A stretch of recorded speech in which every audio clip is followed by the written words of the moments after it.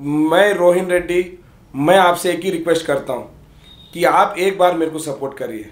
मैं ज़िंदगी भर आपके साथ रहूँगा, किसी का दोस्त बन के, किसी का भाई बन के, किसी का बेटा बन के मैं आपके साथ रहूँगा। मेरे को ये वक्त पे आप मेरे को सपोर्ट करिए।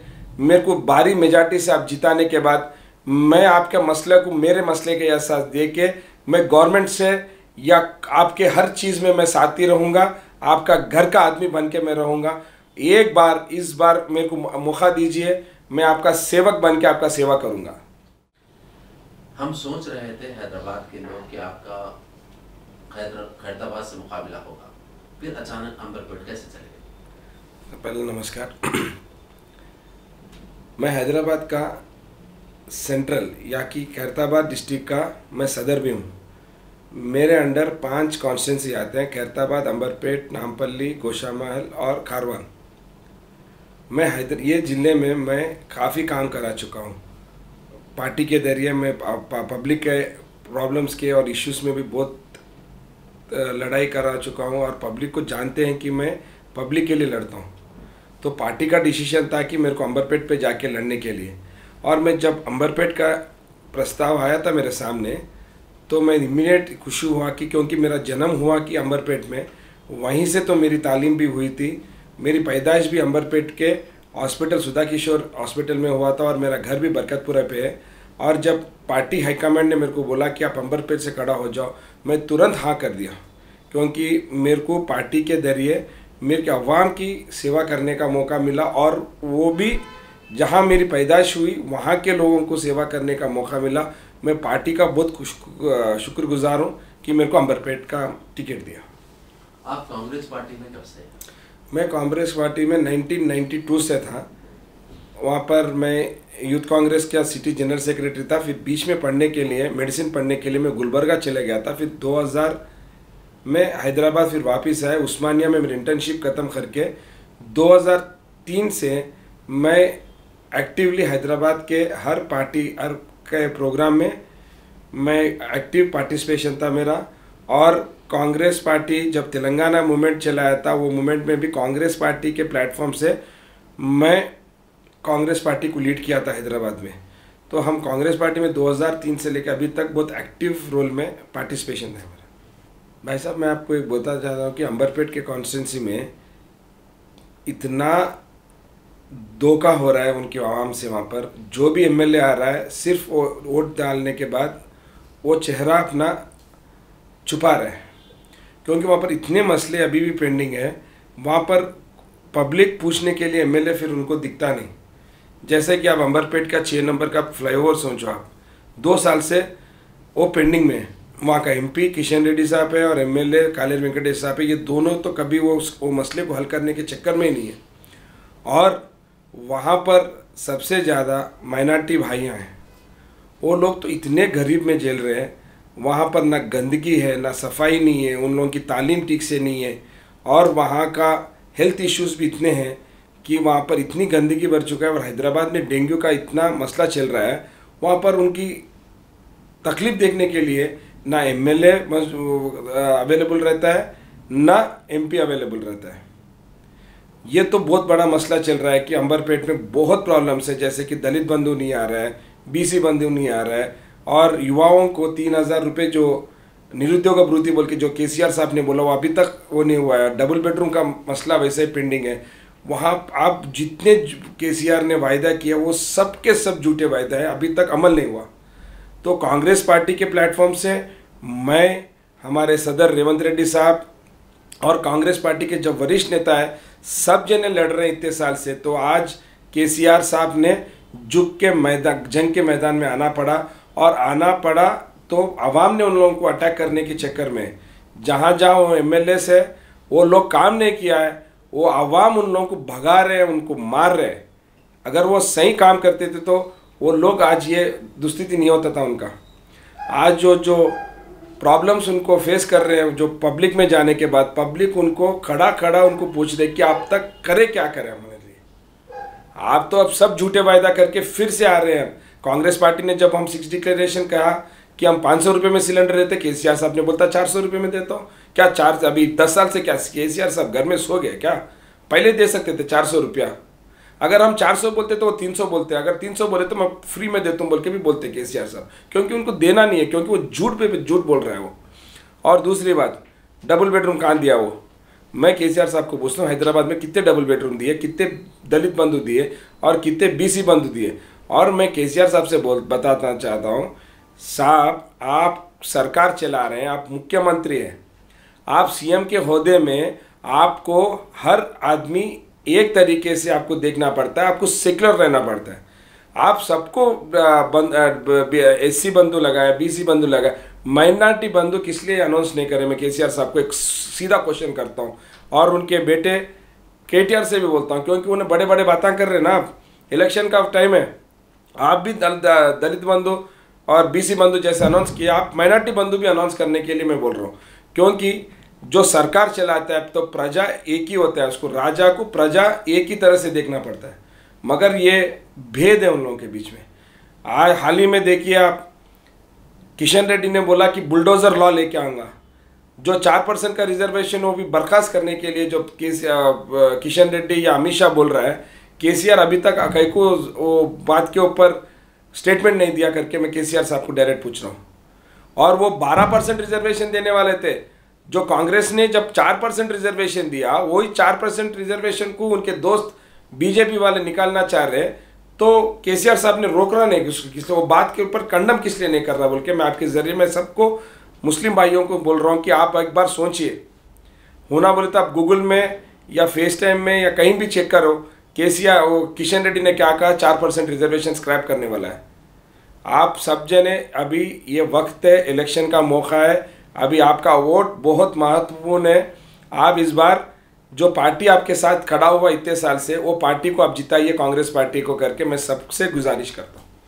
आप देखिए ये जो 6 गारंटीज है हमारे ऑलरेडी जहाँ जहाँ कांग्रेस की सरकार है वहाँ पर ये अमल हो रहे हैं, जैसे राजस्थान हो या मध्य प्रदेश हो, छत्तीसगढ़ हो, हिमाचल प्रदेश हो या कर्नाटक हो। आने वाले दिन में तेलंगाना में भी कांग्रेस सरकार बनेगा और ये कांग्रेस सरकार जैसे ही बनता है ये 6 गारंटी अमल हो जाएंगे।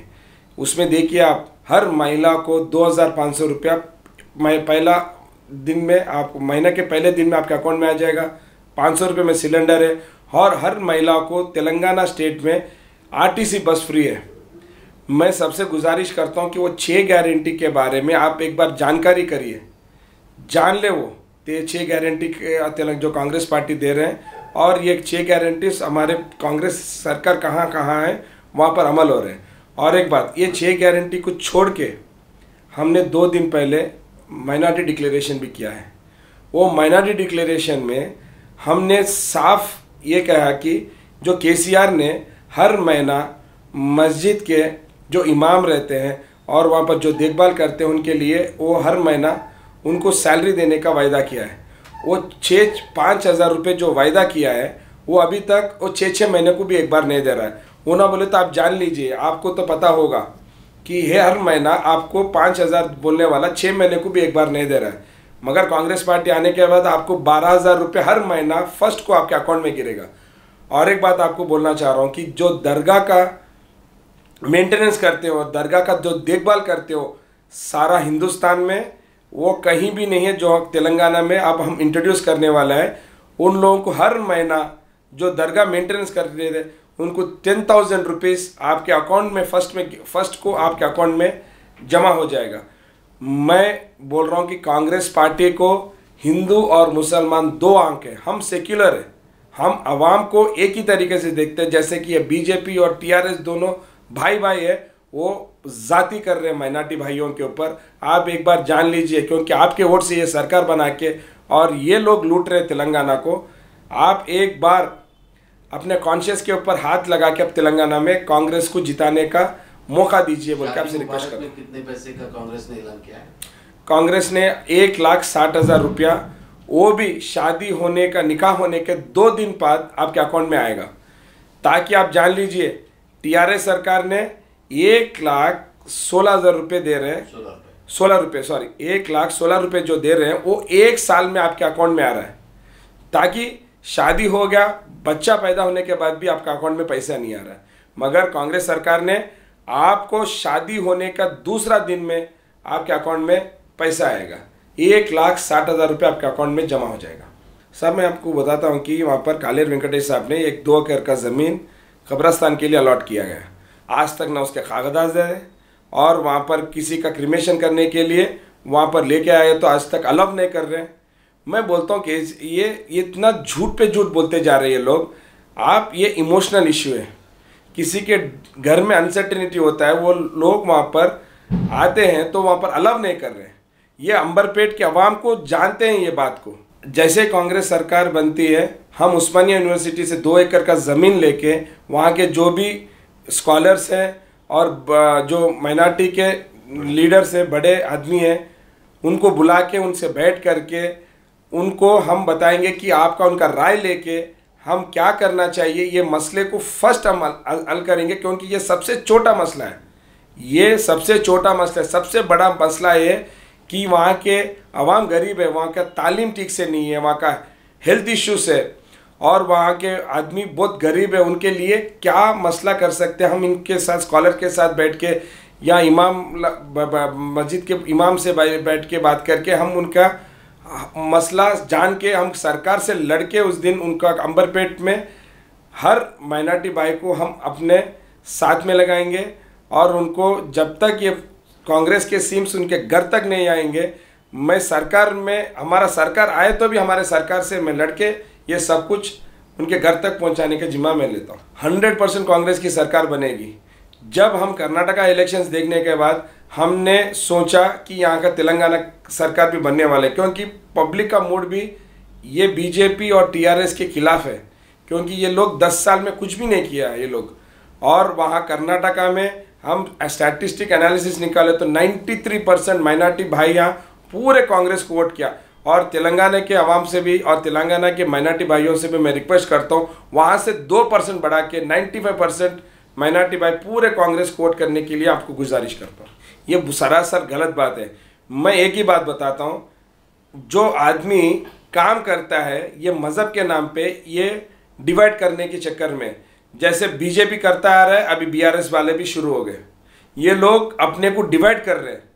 हिंदू मुसलमान भाई भाई के जैसे रहे तो ही अपना सरकार चला सकते हैं। ये डिवाइड करके अपने को रूल करने के चक्कर में रेवंत अन्ना टीडीपी से एमएलए बना, जेडपीटीसी बना, फिर कांग्रेस पार्टी में आया। और जब से इतने साल से जो रेवंत अन्ना के ऊपर ये इल्ज़ाम नहीं लगाई, क्यों ये इलेक्शन के टाइम पे उनको ये दब्बा डाल रहे हैं लोग, सिर्फ माइनॉरिटी भाइयों को कांग्रेस से दूर करने के चक्कर में पूरा ये जो भी मिला हुआ है ये लोग सब मिलकर रेवंत अन्ना के ऊपर ये इल्ज़ाम डाल रहे हैं। मैं खासकर अंबरपेट कॉन्स्टिट्यूंसी के मुसलमान भाइयों को एक ही गुजारिश करता हूँ, जब मेरे को अंबरपेट का टिकट अनाउंस किया गया था, मेरी खुशी की और मेरी एक्साइटमेंट का कोई हद नहीं था, क्योंकि मैं जहाँ पैदा हुआ था मैं वहीं पर टिकट दिया गया मेरे को। मैं आपसे एक ही रिक्वेस्ट करता हूँ कि आप एक बार मेरे को सपोर्ट करिए। मैं ज़िंदगी भर आपके साथ रहूँगा, किसी का दोस्त बन के, किसी का भाई बन के, किसी का बेटा बन के मैं आपके साथ रहूँगा। मेरे को ये वक्त पे आप मेरे को सपोर्ट करिए। मेरे को भारी मेजॉरिटी से आप जिताने के बाद मैं आपके मसले को मेरे मसले के एहसास दे के मैं गवर्नमेंट से या आपके हर चीज़ में मैं साथी रहूँगा, आपका घर का आदमी बन के मैं रहूँगा। एक बार इस बार मेरे को मौका दीजिए, मैं आपका सेवक बन के आपका सेवा करूँगा। मेरे को पूरी यकीन है कि आप लोग कांग्रेस पार्टी को सपोर्ट करेंगे और ख़ासकर मेरी सपोर्ट करेंगे। मैं जीतने के बाद मैं रोहिन रेड्डी आपका घर का आदमी बन के आपके साथ रहूँगा। इस बार एक मौका दीजिए, आपका भाई रोहिन रेड्डी।